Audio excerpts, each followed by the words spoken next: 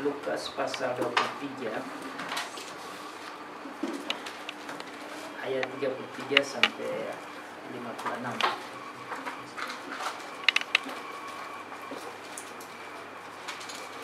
The reading of the Word of God today is taken from Luke chapter 23 verse 33 to 56. Lukas pasal 23 ayat 33 sampai ayat 56. Demikian bunyi firman.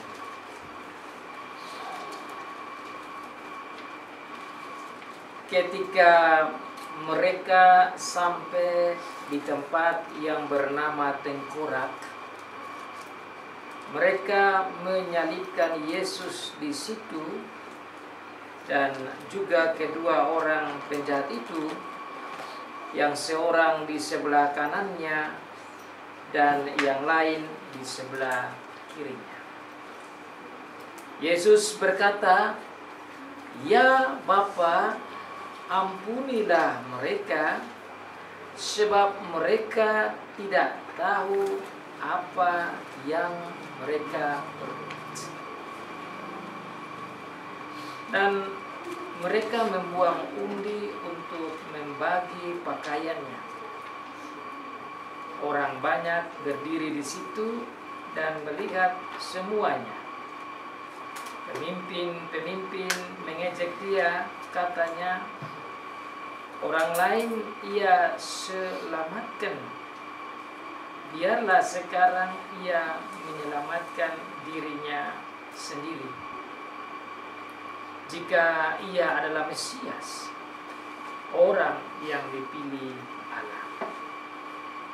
Juga prajurit-prajurit mengolok-olokkan dia. Mereka menunjukkan anggur asam kepadanya dan berkata, "Jika engkau adalah raja orang Yahudi, selamatkanlah dirimu." Ada juga tulisan di atas kepalanya, "Inilah raja orang Yahudi." Seorang dari penjahat yang digantung itu menghujat dia, katanya, "Bukankah engkau adalah Kristus? Selamatkanlah dirimu dan kami." Tetapi yang seorang menegur dia, katanya, "Tidakkah engkau takut juga tidak kepada Allah, sedang engkau menerima hukuman yang sama? Kita memang selayaknya dihukum, sebab kita menerima balasan yang setimpal dengan perbuatan kita. Tetapi orang ini tidak berbuat sesuatu yang salah."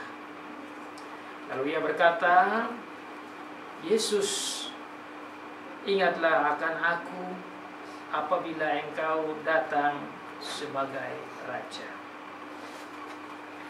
Kata Yesus kepadanya, "Aku berkata kepadamu, sesungguhnya hari ini juga engkau akan ada bersama-sama dengan aku di dalam Firdaus." Ketika itu hari sudah kira-kira jam 12. Lalu kegelapan meliputi seluruh daerah itu sampai jam 3. Sebab matahari tidak bersinar dan tabir bait suci terbelah dua. Lalu Yesus berseru dengan suara nyaring, "Ya Bapa, ke dalam tangan-Mu kuserahkan nyawaku." Dan sesudah berkata demikian, ia menyerahkan nyawanya. Ketika kepala pasukan melihat apa yang terjadi, ia memuliakan Allah, katanya, "Sungguh, orang ini adalah orang benar." Dan sesudah seluruh orang banyak yang datang berkerumun di situ untuk tontonan itu, melihat apa yang terjadi itu, pulanglah mereka sambil mukul diri. Semua orang yang mengenal Yesus dari dekat, termasuk perempuan-perempuan yang mengikuti dia dari Galilea, berdiri jauh-jauh dan melihat semua itu. Adalah seorang yang bernama Yusuf. Ia anggota majelis besar dan seorang yang baik lagi benar.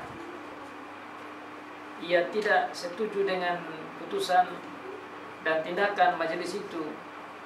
Ia berasal dari Arimatea, sebuah kota Yahudi, dan ia menantikan kerajaan Allah. Ia pergi menghadap Pilatus dan meminta mayat Yesus. Dan sesudah ia menurunkan mayat itu, ia mengapaninya dengan kain lenan, lalu membaringkannya di dalam kubur yang digali di dalam bukit batu, di mana belum pernah dibaringkan mayat. Hari itu adalah hari persiapan dan Sabat hampir mulai. Dan perempuan-perempuan yang datang bersama-sama dengan Yesus dari Galilea ikut serta, dan mereka melihat kubur itu dan bagaimana mayatnya dibaringkan. Dan setelah pulang, mereka menyediakan rempah-rempah dan minyak mur. Demikianlah jauh pembacaan firman Tuhan. Diberkati bagi setiap anak Tuhan yang membaca, yang mendengar, dan yang melakukan firman Tuhan. So far the reading of the Word of God. Blessed is he who reads and those who listen and obey the Word of God. The benefit of the death of our Lord Jesus Christ for us. Manfaat kematian Tuhan Yesus bagi kita, itu adalah tema khotbah bagi kita pada hari ini. 3 poin yang akan kita dengar bersama, yaitu Yesus disalibkan bagi kita, Yesus mati bagi kita, Yesus dikuburkan bagi kita.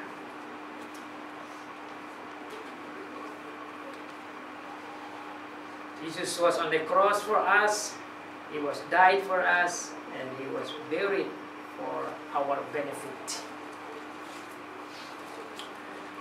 Saudara-saudara, di seluruh dunia pada hari ini, pada hari Jumat Agung ini, umat Tuhan berkumpul bersama-sama untuk merayakan hari kematian Tuhan Yesus Kristus. Oleh karena Tuhan Yesus mati pada hari Jumat, maka bapak-bapak gereja menyebut hari Jumat ini dengan nama Jumat Agung, yang berbeda dengan hari Paskah. Banyak orang yang bingung dengan istilah Paskah dan Jumat Agung. Paskah adalah hari kebangkitan Tuhan Yesus, sementara Jumat Agung adalah hari kematian Tuhan Yesus, karena Dia mati pada hari Jumat. Tatkala kita memperingati akan kematian Tuhan Yesus pada hari Jumat yang agung ini, kita bersama-sama harus melihat kembali sejarah perjalanan kehidupan Tuhan Yesus Kristus yang telah dinabuatkan jauh sebelum Tuhan Yesus datang. Seperti tertulis di dalam kitab Yesaya pasal 53. Jauh sebelum Tuhan Yesus datang, Bapa di surga telah menyampaikan bahwa Dia akan datang sebagai Mesias. Jadi sama seperti kita menderita, dihina, mati dan dikuburkan demi kita. Bahkan Dia dilihat bagaikan pemberontak, bagaikan penjahat. Padahalnya Dia menderita dan mati demi kita semua. Dalam konteks firman Tuhan kita pada saat ini kita belajar tentang bagaimana Tuhan Yesus setelah diadili, Dia dihukum sebagai penjahat, sebagai pemberontak. Dan akibatnya Dia dibawa ke bukit yang bernama Golgota untuk disalibkan. Maka pada hari seperti ini ada baik untuk kita melayangkan pandangan pikiran kita untuk membayangkan penderitaan Tuhan kita Yesus Kristus yang berat, bahkan sampai pada kematiannya yang mengerikan.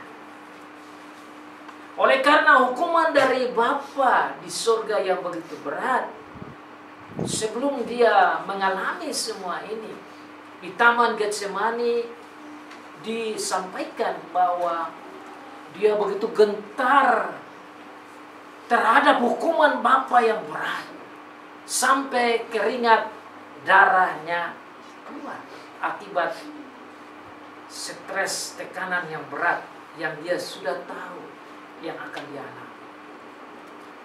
Namun di dalam penderitaan demi penderitaan menuju pada kematian, kita belajar dari teks firman Tuhan pada hari ini bahwa Tuhan Yesus tahu begitu berat, namun Dia tegar menghadapi semua itu. Dia tegar menghadapi semua itu karena Dia tahu ini yang Dia buat demi umatnya, demi kita. Demi umat Israel pada waktu itu, tapi demi umat Israel spiritual secara rohani bagi kita juga pada saat ini. Maka memang penting kita merayakan hari Jumat Agung ini untuk merenungkan dalamnya cinta kasih Allah Bapa, cinta kasih Roh Kudus, dan cinta kasih Tuhan Yesus. Dalam merenungkan akan kematian Tuhan Yesus dan penderitaan yang kita baca pada saat ini, tidak terlepas dari apa yang Tuhan Yesus sampaikan di atas kayu salib sebelum Dia mati. Dan saya ingin saudara kita melihat kembali bagaimana ketahanan, kerelaan, dan respons dari Tuhan Yesus terhadap penderitaan yang berat dan bahkan kematian yang mengerikan ini. Dalam ayat selanjutnya, dalam ayat yang ke-34, tatkala Dia sudah di atas salib, Dia berkata kepada Bapa di surga, "Ya Bapa, ampunilah mereka, sebab mereka tidak tahu apa yang mereka perbuat." Saudara, ini adalah perkataan pertama dari 7 perkataan Tuhan Yesus sebelum Dia mati. Dan saya harap saudara masih ingat 7 perkataan itu. 3-nya ada di dalam teks kita, yang lain ada dalam kitab Yohanes pasal 19. Dan oleh karena itu, sebelum kita menggali lebih dalam manfaat penderitaan kematian Tuhan Yesus, saya ingin agar kita melihat kembali statement-statement penting ini sampai pada Dia mati, sambil melihat arti-arti penting dari kata-kata Tuhan Yesus. Meskipun mereka memukul dia, mencambuki dia, mengolok-olok dia dengan kata-kata yang memalukan dan yang sangat menghina. Bahkan seorang pimpinan gereja pada zaman dahulu berkata bahwa ini bagaikan salam-salam neraka yang diungkapkan oleh pimpinan-pimpinan Yahudi, diungkapkan oleh orang-orang pada saat itu, diungkapkan oleh para penjahat pada waktu itu. Salam-salam neraka yang sangat menghina dan membuat supaya Tuhan Yesus kalau bisa melawan dan membuat jahat dengan jahat. Bahkan agar Tuhan Yesus menghabiskan mereka dengan kemampuan dia. Tetapi saudara, kita belajar statement Tuhan Yesus sebelum dia meninggal. Dia justru berdoa kepada Bapa yang di surga sebelum dia mati. Bapa, ampunilah mereka. Bapa, jangan hancurkan mereka. Bapa, jangan matikan mereka. Bapa, kasih mereka kesempatan agar mereka bisa bertobat dan diselamatkan. Saudara, ini luar biasa Tuhan kita Yesus Kristus di akhir hidupnya. Bagaimana kita belajar dalam merayakan kematian Tuhan Yesus di Jumat Agung ini. Kita belajar untuk melihat respons dari Tuhan Yesus di akhir hidupnya. Menghadapi ejekan, olokan, keinginan menghabisi hidupnya itu dengan cinta kasih yang super luar biasa. Dengan keinginan pengampunan yang luar biasa. Sudah diolok, diejek, dipukul, bahkan disalibkan dan dibunuh dan hampir mati sekalipun, tatkala tetesan darahnya meleleh dan nafas-nafasnya yang terakhir akan dihembus, pada saat yang begitu berat dia masih berdoa untuk musuh-musuhnya. Luar biasa sih.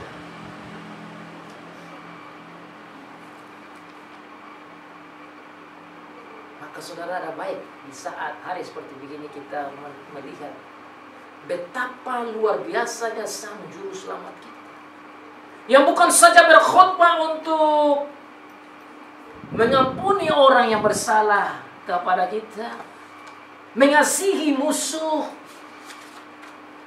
berdoa untuk musuh dalam pengajaran demi pengajarannya, tapi dia sendiri menunjukkan, this is what you're supposed to do. I told you, I showed you.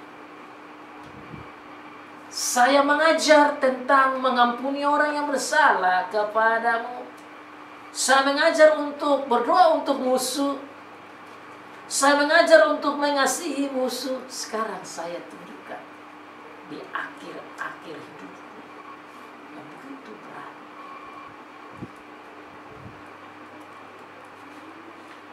Saudara, bukankah kita ingin menghabisi musuh kita bukan karena kita dipukul, hanya gara-gara ejekan kecil? Bukankah kadang-kadang orang yang lewat dengan suara yang agak besar dan intonasi yang kurang enak, kita ingin menghabisi mereka? Kita berharap supaya orang itu selesai. Bukankah kecenderungan kita untuk berbuat jahat dengan jahat, gigi ganti gigi, mata ganti mata? Bukankah kita tidak tenang tatkala kita mendapat kesusahan, menderita, dihina, diolok, apalagi dianiaya? Saudara, pada hari Jumat Agung ini kita belajar dari Tuhan kita Yesus Kristus bahwa memang tatkala dia mau mati, bahkan sampai mati pun dia masih menunjukkan pengajaran, bahkan saya boleh katakan penginjilan yang luar biasa.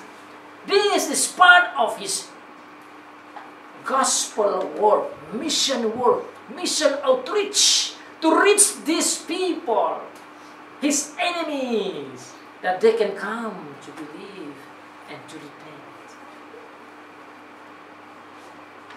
Dari 7 perkataan bahkan sampai kematiannya ini, saya berharap kita bisa lihat bagaimana Tuhan Yesus mengambil waktu dan menginjili orang-orang musuh-musuh. Supaya tidak membuang waktu, saya langsung ke perkataannya yang kedua, yang tercatat juga dalam teks kita. Ayat yang ke-43. Saya baca dari ayat 42 dari Lukas 23. Lalu ia berkata, Yesus, ingatlah akan aku apabila engkau datang sebagai raja. Dan inilah kata Tuhan Yesus yang kedua, perkataan statementnya disalib. Kata Yesus kepadanya, aku berkata kepadamu, sesungguhnya hari ini juga engkau akan ada bersama-sama dengan aku di dalam Firdaus. Saudara, misi Tuhan Yesus bukan saja kepada orang-orang Yahudi yang belajar firman Tuhan, bukan saja kepada Farisi, Saduki, bukan saja kepada imam-imam, bukan saja kepada orang-orang Yahudi pada saat itu yang belajar banyak tentang Alkitab, tetapi juga misi dia yang kedua di atas kayu salibnya. Tatkala dia ada di bayang-bayang maut sebentar, dia akan meninggal. Dia masih melihat para perampok.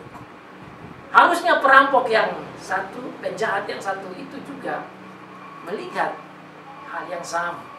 Tetapi justru dia tidak bertobat. Sementara yang satu disadarkan dan ditolong oleh pekerjaan Roh Kudus. Dan dia katakan, kita orang jahat sama-sama. Dan dia bilang kepada Tuhan Yesus, ingatlah aku tatkala engkau datang sebagai raja. Maka respon Tuhan Yesus yang kedua dalam statementnya di atas kayu salib yang kedua, pada hari ini juga engkau akan ada bersama dengan aku di Firdaus. Statement hell greetings were given back with heavenly greetings. Salam-salam neraka direspons kembali dengan salam-salam surgawi. Inilah yang harus kita buat, saudara, tatkala kita berespons terhadap orang-orang yang memberikan kata-kata neraka kepada kita. Tuhan Yesus memberikan dengan statement surgawi. Selain dengan doa tadi pada Bapa di surga untuk menyelamatkan para musuhnya, sekarang justru dia nyatakan kepada seorang penjahat yang sepatutnya bukan saja dihukum secara duniawi, tapi harusnya dia dihukum secara spiritual. Harusnya dia juga dibuang ke neraka. Tapi akibat dari imannya kepada Tuhan Yesus sebagai Raja dan Mesias, Tuhan Yesus katakan kepada dia, hari ini juga, today, not tomorrow, not next week, not next month, not next year, but today. That's a good news, isn't it? Ini kan berita gospel, kan? Inilah namanya berita Injil. Ini yang namanya statement surgawi.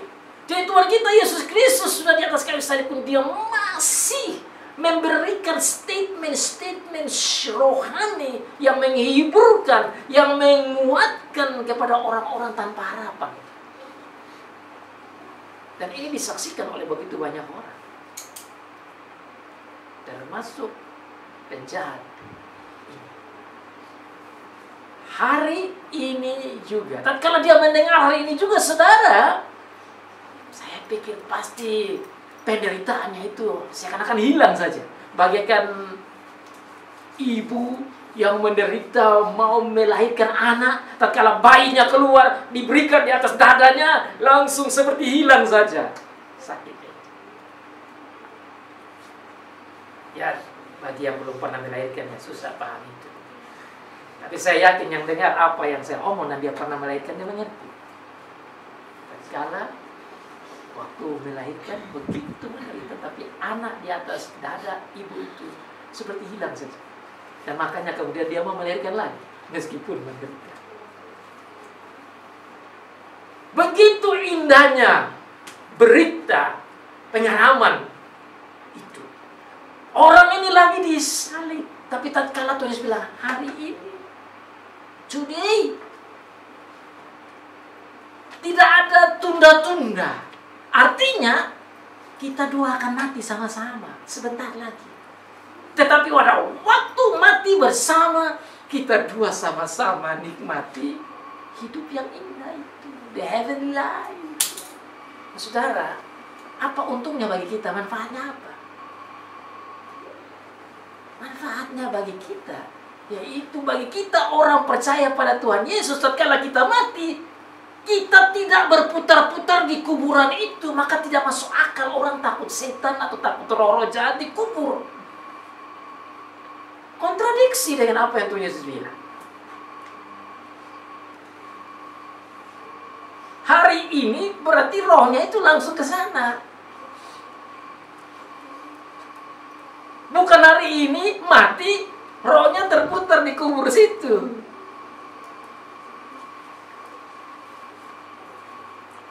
Bukankah pengajaran dunia mengajar berbeda? Bahwa tatkala orang tertabrak di jalan, darahnya tertumpah, kita takut lewat situ karena dipikir rohnya ada di situ. Betis kaki menjadi berat, kepala menjadi besar, mau maju takut, mundur juga takut. Karena pikir ada roh di situ. Sama juga mau lewat kuburan besar. Karena konsep pengajaran ini tidak dipahami dengan baik. Tapi kalau kita paham dengan baik, ini berita yang penting untuk saudara dan saya juga. Bahwa saat orang percaya mati, on the same right time, waktu yang sama, makanya Rasul Paulus katakan kepada jemaat di Filipi, bagiku mati apa? Mati bukan rugi. Mati apa? Mati untung. Tapi juga dia katakan, hidup juga untung. Kenapa? Karena hidup dia mau tulus melayani Tuhan Yesus. Makanya dia bilang, saya mau pilih yang mana? Mau mati juga oke, mau hidup juga oke. Ini juga harus kita pegang yang sama, merayakan hari kematian Tuhan Yesus begini, saudara. Kita harus ingat bahwa Tuhan Yesus mati itu datang good news. Makanya Good Friday, bukan Bad Friday. Because Friday like this is important for us. Because this Friday, remembering of Jesus' death is good for us. Matinya membawa keuntungan bagi kita. Karena kalaupun kita mati, kita beruntung. Bukan karena kita punya kebolehan, tapi karena Tuhan Yesus punya kebaikan. Itulah benefitnya. Itulah manfaatnya kita merayakan Good Friday. Maka kita berani menghadapi hidup ini, baik hidup maupun mati, it's gain. It's beruntung. Kalau hidup terus melayani Tuhan, terus melayani Kristus karena untung, tapi mati pun untung. Maka saudara, kita paling beruntung dong. Kita orang paling beruntung. Banyak orang di sana takut mati, ya kan? Karena bagi mereka mati itu rugi. Saudara cari di mana-mana, orang pikir mati itu rugi. Bagi orang Kristen mati itu. Makanya orang ini juga, dia sudah ada di atas salib bersama Tuhan Yesus. Bagi dia statement ini adalah keuntungan bagi dia. It's a good news for this person. Nah, kalau bagi ini orang saja keuntungan, apalagi kita, saudara-saudara.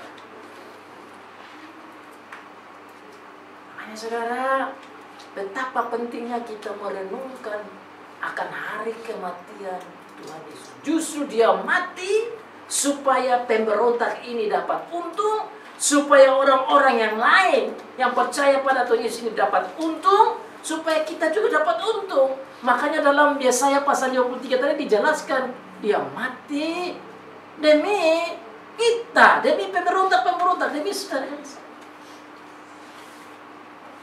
Sehingga kita boleh bersyukur dengan kematian Tuhan Yesus.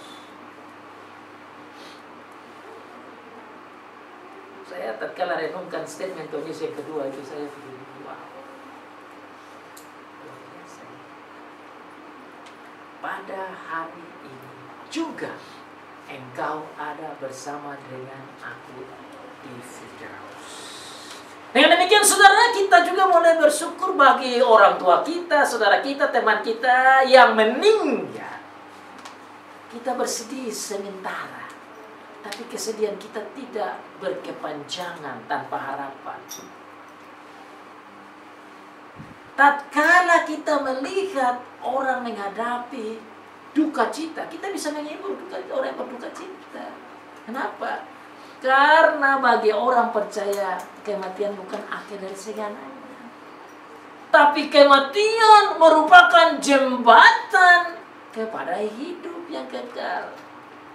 Death is not destroying for us as believers, but that is a bridge for us to go to the paradise.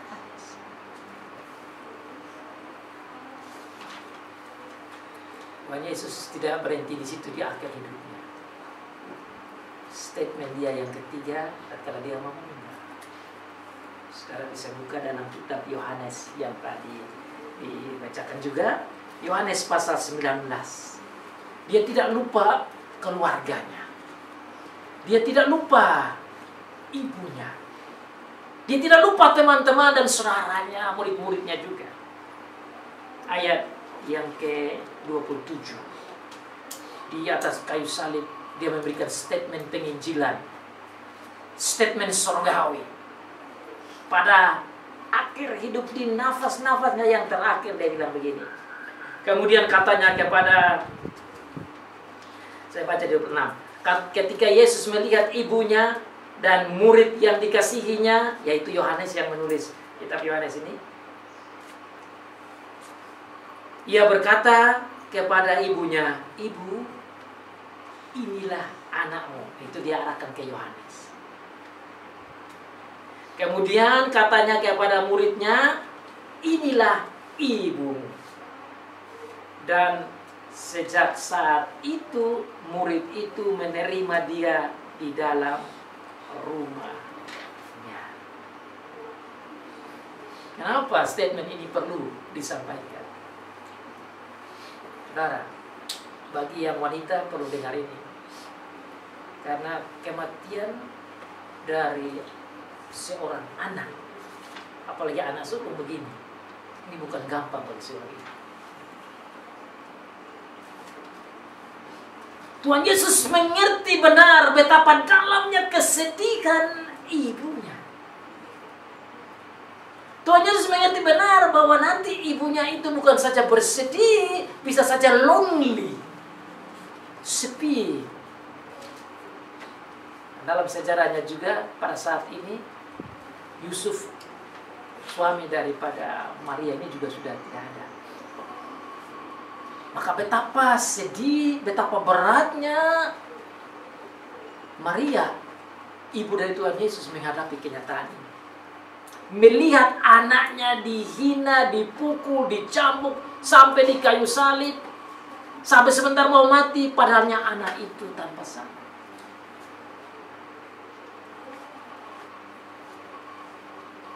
Maria menghadapi kesedihan yang berat. Maria menghadapi tantangan rohani yang berat. Bahkan tantangan jasmani juga yang berat. Karena ini anaknya yang sulung, yang harusnya menolong dia, seorang ibu, yang juga menolong adik-adik. Maka Tuhan Yesus luar biasa. Tidak saja melihat orang banyak, tidak saja melihat pimpinan-pimpinan Yahudi, tidak melihat pemberontak, tidak melihat penjahat saja, tapi dia juga melihat keluarganya, khususnya mama dan saudara-saudara. Ibu, inilah anak. Ibu, saya sebentar lagi meninggal, tapi ada yang akan menggantikan saya, yaitu Yohanes.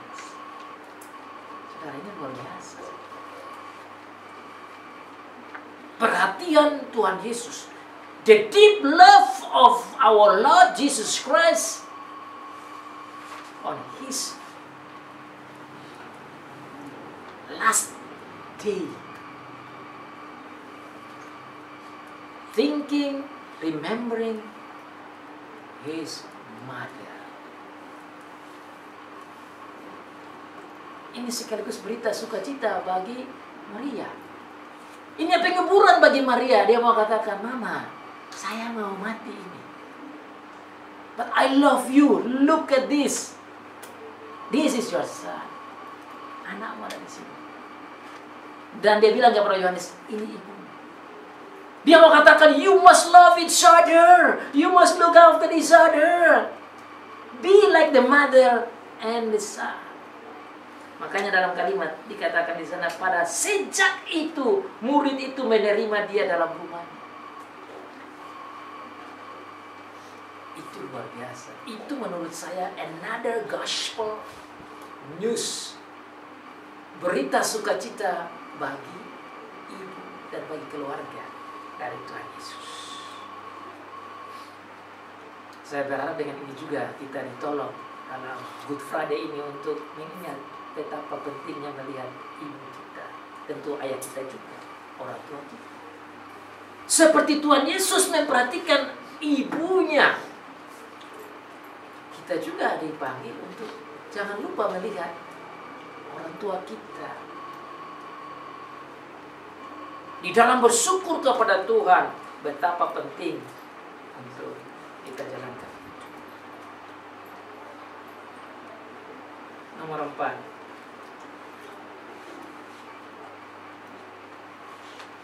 Saat dia disalib, saat yang paling berat selain hukuman dunia, selain penghukuman di atas kayu salib, selain penghujatan, selain pukulan, cambuk dan lain sebagainya, hukuman secara fisik diterima oleh dia. Dan kalau saudara paham secara medis, itu mengerikan sekali. Karena dalam segi medis, luka-luka yang dialami itu sangat dalam. Apalagi kalau saudara belajar dari arkeologi, pemahaman-pemahaman dulu, tatkala cambukan-cambukan itu ada semacam besi-besi yang disambung menyambung, kalau dipukul, dan itu kalau sekali pukul bisa saja daging keluar. Kalau kita baca Alkitab saja tanpa melihat arkeologi, saudara tidak bisa paham beratnya penderitaan secara fisik. Yang dialami oleh Tuhan Yesus tatkala dia bilang, ya Bapa, mengapa engkau meninggalkan aku? Dalam teks kita saudara bisa lihat dalam ayat yang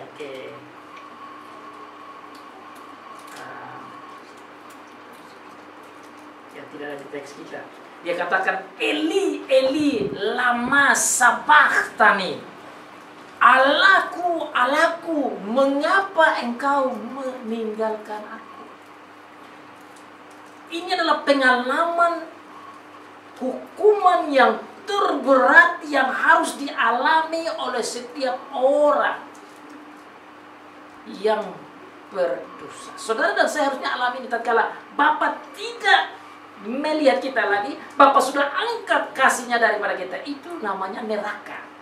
Jadi kalau saudara mau paham apa itu neraka, neraka adalah satu kondisi dan situasi di mana Allah tidak lagi memberikan dan mengarahkan kasihnya, kehadirannya bagi kita.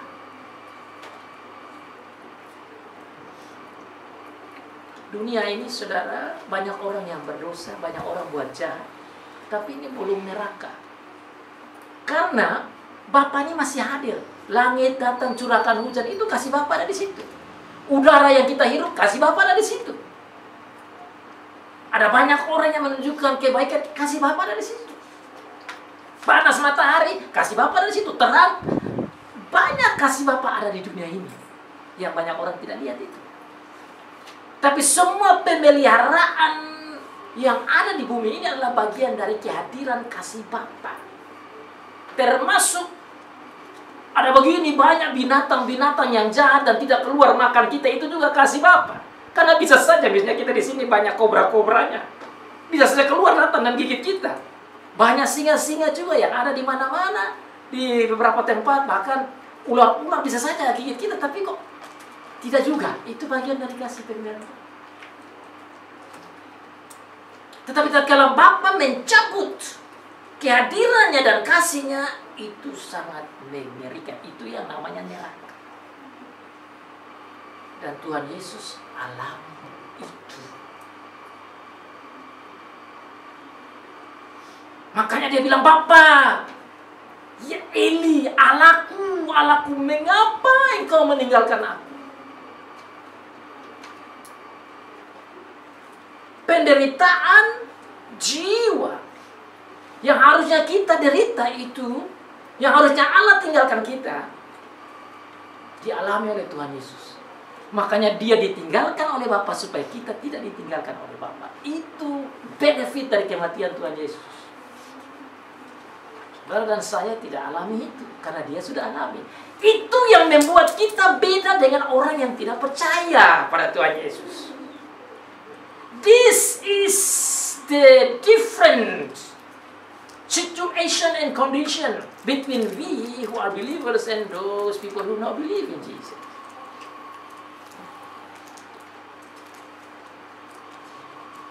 Makanya saudara, bagi kita keselamatan dan hidup kekal itu yes, amin, tidak mudah-mudahan, semoga.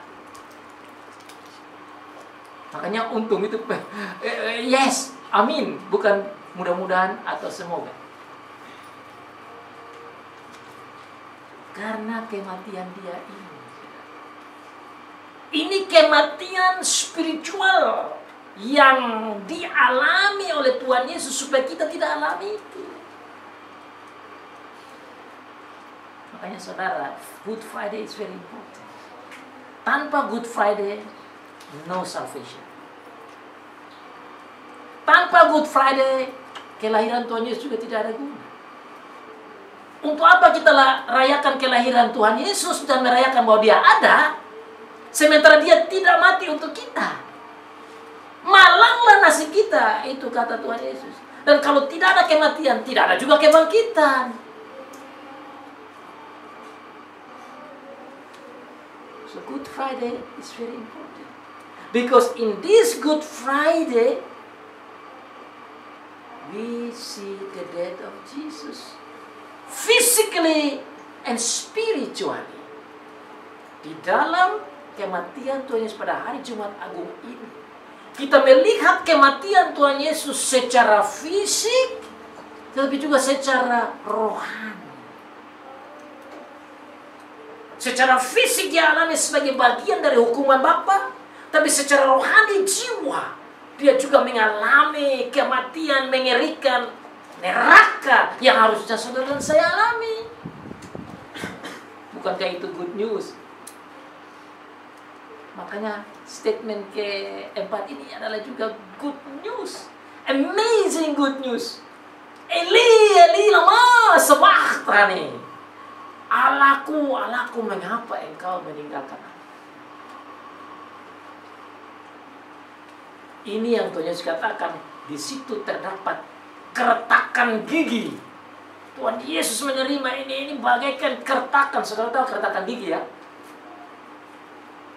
Kalau orang Kupang bilang makan gigi. Giginya dimakan.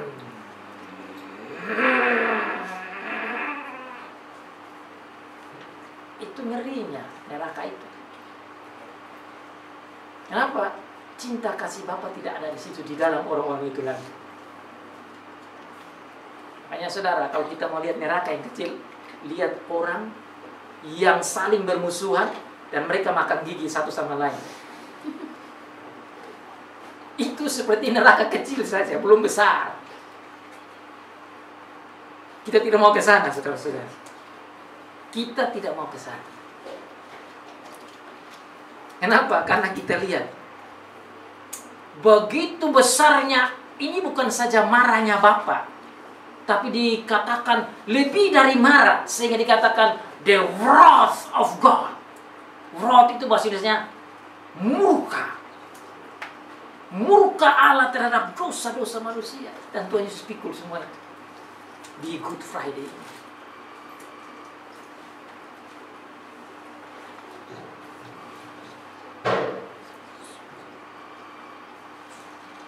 Jadi saudara, saya melihat tatkala Tuhan Yesus mengalami ini, saudara, bukankah itu membawa sukacita bagi kita? Meskipun itu penderitaan yang berat. Akibat dari the wrath of God, matahari tidak bergerak, gelap gulita. Kita lihat di sana, ketika hari sudah kira-kira jam 12 ayat 44, lalu kegelapan meliputi seluruh daerah itu sampai jam 3. Ini muka Allah datang. Kegelapan sampai jam 3 sebab matahari tidak bersinar. Dan tabir bait suci terbelah 2. Lalu Yesus berseru. Jadi dia mengalami ini penderitaan secara spiritual. Yang saya melihat kesengsaraan hukuman neraka yang dialami. Supaya kita tidak ke sana. Makanya statement keempat ini adalah good news juga. Yang luar biasa. Karena dengan kesengsaraannya, penderitaannya, dan kematiannya ini, saya dan saudara tidak perlu alami itu. Dan anak-anak kita yang percaya tidak perlu alami itu. Makanya tadi saya katakan, bagi kita yang percaya Tuhan Yesus, keselamatan itu adalah yes, amin, pasti. Tidak bilang mudah-mudahan. Bagi kita tidak ada itu.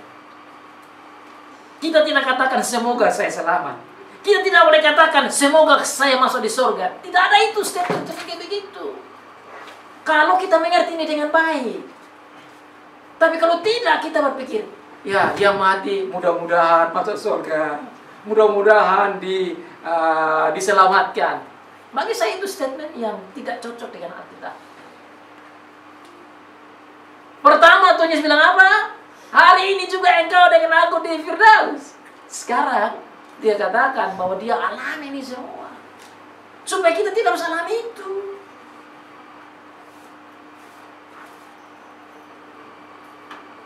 Itu manfaat kematiannya bagi kita.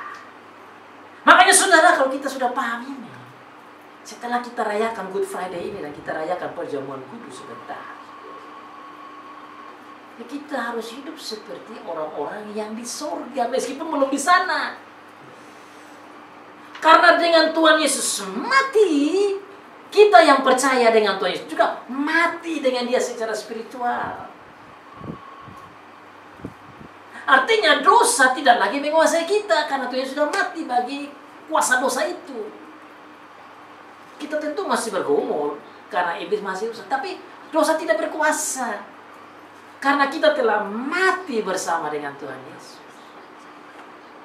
Makanya hari Minggu tatkala kita rayakan kebangkitan, maka tatkala dia bangkit, kita juga bangkit bersama dengan dia secara spiritual.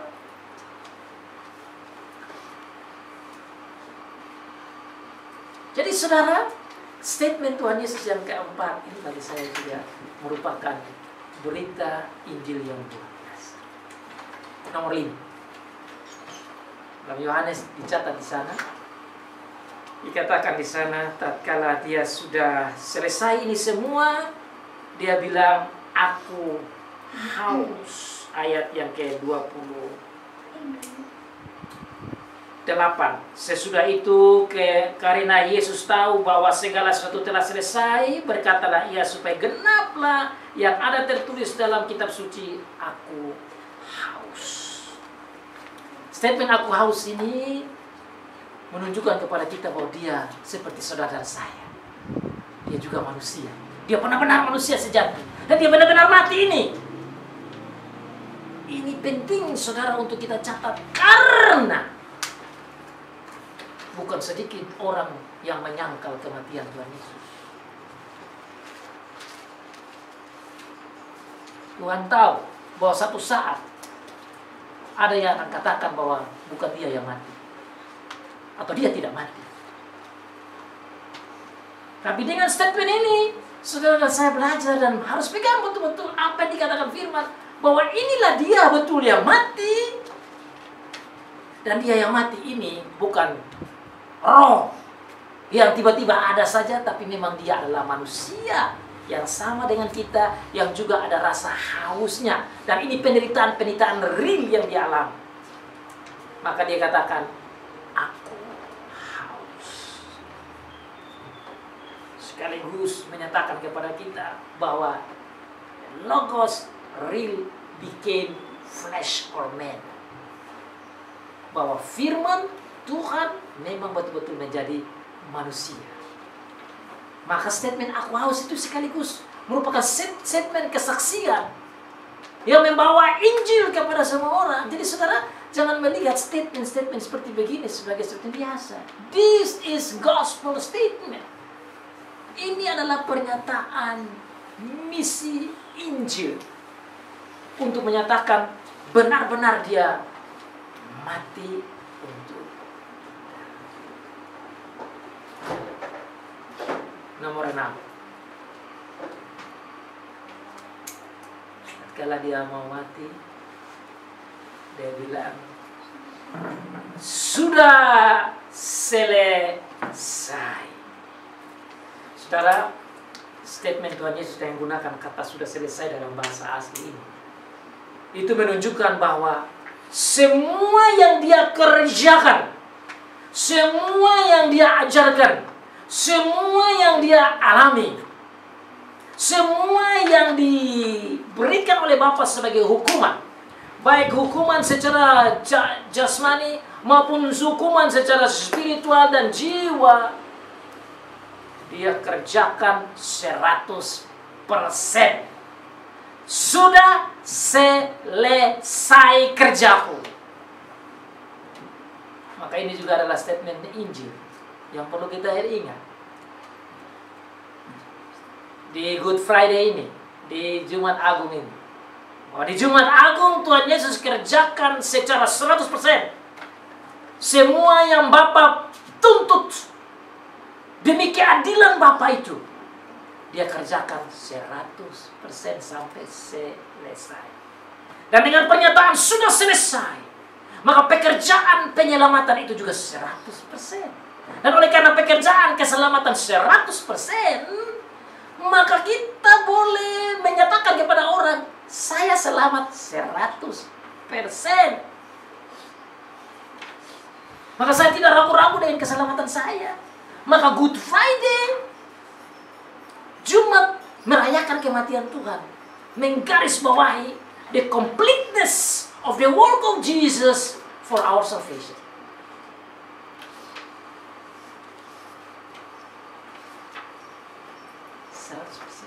Harus sudah 100%, saudara. Why you must add it? You don't need to add for your salvation. You don't need to add anything for your salvation. Kalau yang lain perlu adding. Orang yang lain perlu adding. Kenapa? Hari ini saya buat baik, besok aduh jangan sampai saya masuk neraka nih. Kan belum lengkap bagi mereka. Mereka harus kerja untuk selamat. Kita tidak perlu kerjakan untuk selamat, karena pekerjaan keselamatan sudah komplit. The work of salvation for you and me is finished 100%. Itu maksudnya Tuhan bilang sudah selesai. Maka ini berita Injil bagi saudara dan saya loh. Maka kematian Tuhan Yesus ini penting dan sangat berguna bagi kita.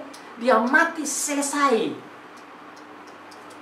Maka saudara, di dalam pengajaran kepada anak kita, saudara kita, teman kita, tentang keselamatan tidak ada lagi keraguan dan seakan-akan belum lengkap.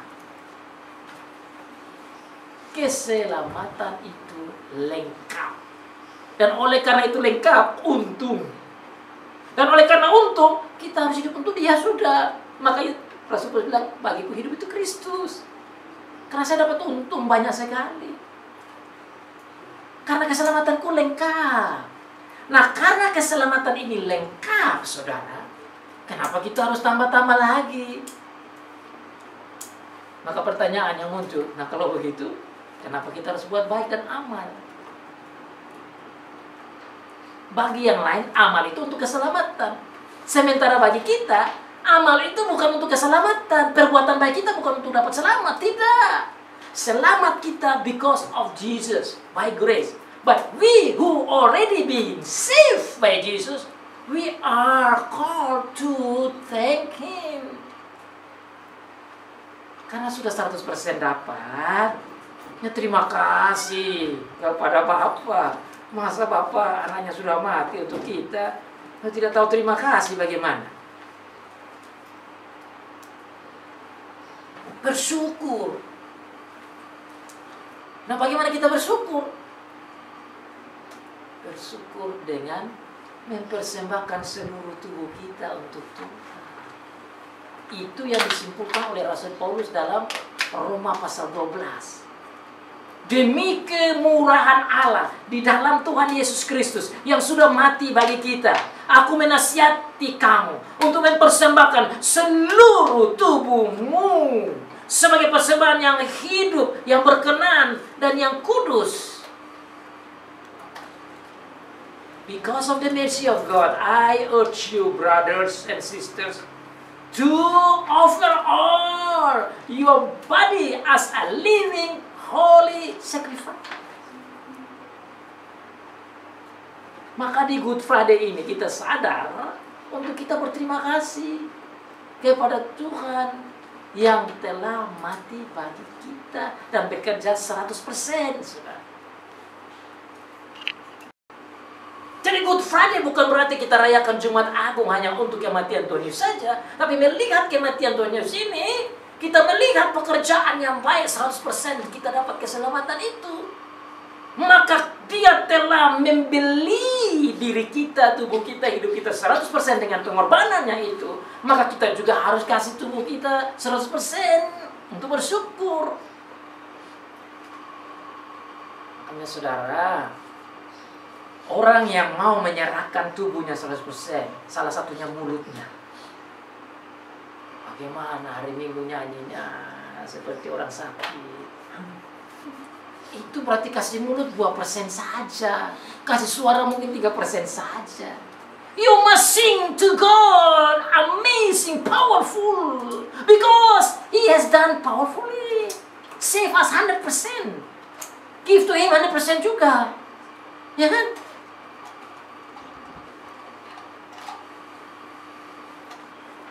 Saya itu kadang-kadang heran-heran ya.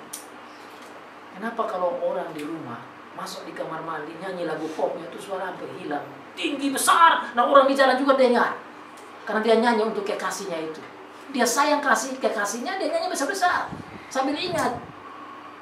Tapi kekasihnya yang rohani, yang mati, yang kerja 100%, nyanyi seperti suara hampir hilang aja. Dia seperti tidak kasih 100%. Something wrong. Right? Something wrong. Why is it wrong? Because preaching like this is not being given. Karena tidak ngajar seperti begini di rumah, di gereja, di sekolah. Bahwa Dia buat 100% untuk kita. Ini kan sengsaranya bukan main-main, sudah mati. Kekasihnya tidak mati, untuk Dia saja dia berteriak-teriak. Ini kekasih jiwa ini. Mati 100%. Dipukul, dihina. Nah dikerjakan, dia bilang 100%, I love you, I do for you 100%, that is my love. Why don't you sing for me 100%? Itu baru bilang mulut, saudara. Kan bukan saja mulut ya. Kita punya kaki, kita punya mata, kita punya telinga, kita punya otak, kita punya tangan, kita punya uang, kita punya banyak hal di sini yang harusnya kita renungkan di Good Friday. What should I do in response to Him who loved me 100%? Apa yang harus saya buat untuk kekasih jiwaku yang rela menderita, mati, dan kerjakan semua ini 100% demi cintanya kepadaku?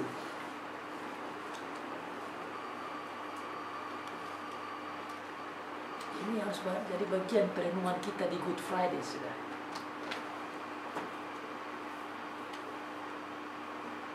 Bukan kasih ini juga mau supaya kasih dia, kalau bisa kasih Tuhan itu 2% saja. Persen yang lain, you boleh nonton film-film kotor itu. Itu untuk dirimu, pasti enak. You lihat-lihat saja hal yang aneh-aneh di sana.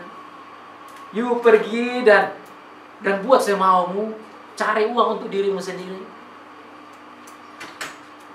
You bikin gosip-gosip saja. You bikin provokasi sini sana. You tidak usah ke gereja saja. You nyanyi dengan orang seperti yang sakit-sakit saja. Kalau bisa you diam saja di gereja. Kalau bisa you terlambat saja datang. Kalau bisa you tidak ikut itu persekutuan-persekutuan. Kalau bisa you tidak usah baca Alkitab. Itu tujuannya dari ini untuk menarik supaya jangan 100%. Tetapi Good Friday begini, saudara. Kalau kita mengerti the benefit of the death of Jesus, you and me are called to serve Him 100%. How? Let's think about it. Mari kita pikirkan.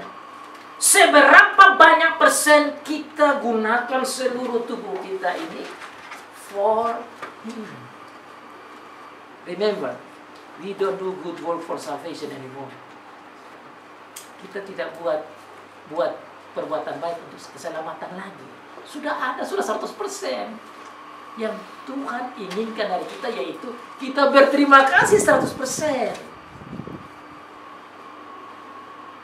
Cara terima kasihnya itu tadi dikatakan, persembahkan seluruh tubuh kita, seluruh anggota tubuh kita, jiwa kita, kemampuan kita, bukan persembahan hanya tiap hari Minggu atau Good Friday atau pertemuan begini saja, tapi sepanjang hari. Every day, every week, every month, every year, we are called to offer our life to thank Him. Berterima kasih kepada Dia yang begitu luar biasa mencintai kita. Saudara, setelah dia bilang sudah selesai, mau apa lagi? Apalagi kalau sudah habis. Itu sudah habis, ya pulang dong. Right? If you done everything, you go home. Ya finish. Tuhan Yesus sudah selesai semua, ya terakhir ya dia pulang. Kata yang terakhir, dia bilang apa?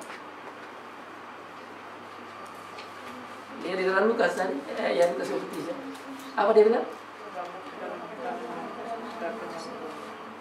Father, I'm coming. I'm going home.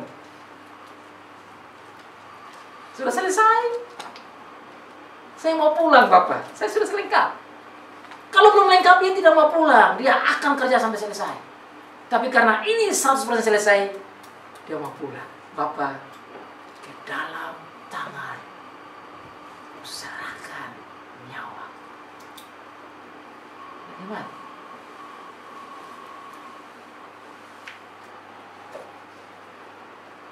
Saudara, kalau saudara baca dalam bahasa asli, tatkala dia bilang, "Ya Bapa, ke dalam tanganmu kuserahkan nyawaku," itu bukan statement yang halus-halus saja.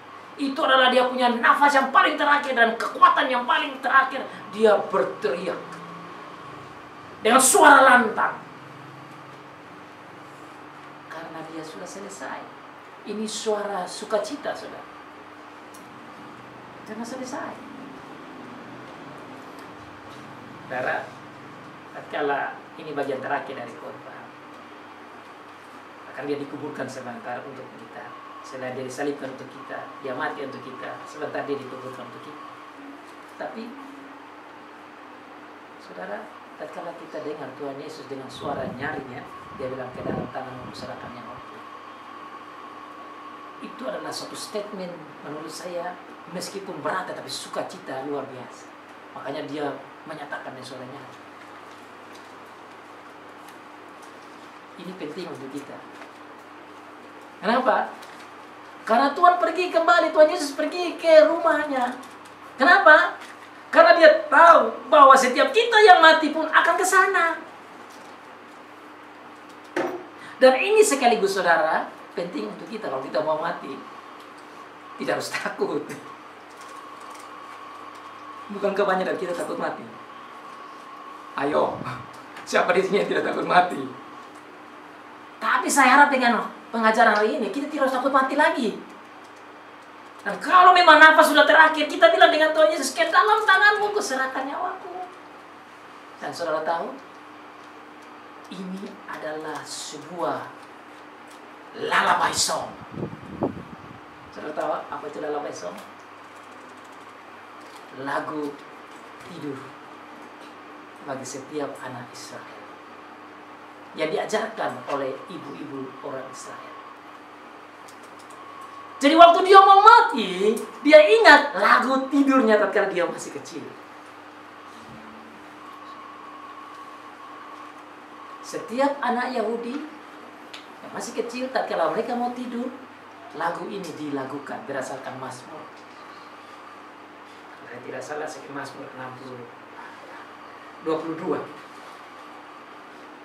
Lagu ini dinyanyikan oleh setiap anak-anak Yahudi yang diajarkan oleh ibu-ibu orang Israel. Setiap mereka mau tidur, mereka bilang, ke dalam tanganmu kuserahkan hidupku.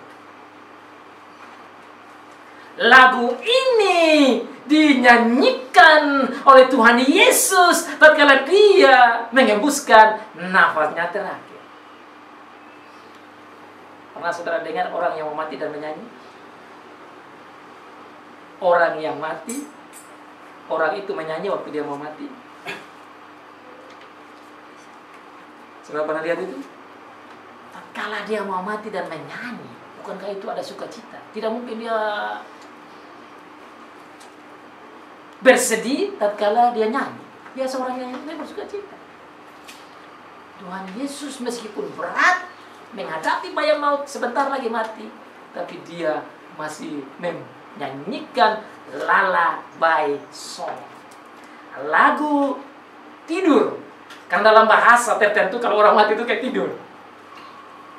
Tapi bukan dia tidur, karena dia mau mati, dia mau pergi ke Bapa. Jadi dia pergi ke Bapa dengan lagu. Wow, ini mengingatkan saya tatkala orang-orang Israel mereka ke rumah Bapa, ke bait suci, Mazmur pasal 120, 121, 22 terus sampai Mazmur 134, mereka pergi ke bait Allah dengan lagu-lagu ascent. Mereka pergi ke bait Allah dengan nyanyian. Mereka pergi menghadap Bapa dengan nyanyian, dengan sukacita. Tuhan Yesus meskipun dia menderita, dia tutup hidup kematiannya itu dengan menyanyi lagu yang diajarkan oleh. Nah, dia tahu dia sudah kerjakan semua selesai demi saudara dan saya. Dan setelah itu dia dikuburkan. Kenapa Alkitab mencatat dia harus dikubur dalam poin terakhir ini? Saya bikin singkat. Karena ini penting untuk disampaikan ke seluruh dunia bahwa yang mati itu Yesus, bukan orang lain.